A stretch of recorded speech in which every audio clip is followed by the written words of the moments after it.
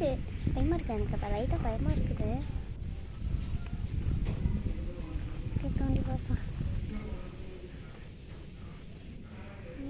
நிறைய தெரியுது. எடுத்து பார்ப்போம். என்ன என்னவோ தெரியுது. வேறு மாதிரி இருக்கு லைட்டாக.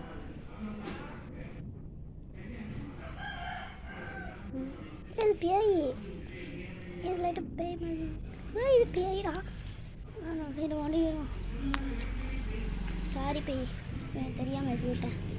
நான் உன்னை இருந்த இடத்துலேயே பறிச்சு செய்து. எனக்கு ஒரு பயமாக இருக்கு லைட்டா. பறிச்சு வச்சிரு. பறிச்சா காரியம் ஏனிச்சே போனாலும் இருக்கான்.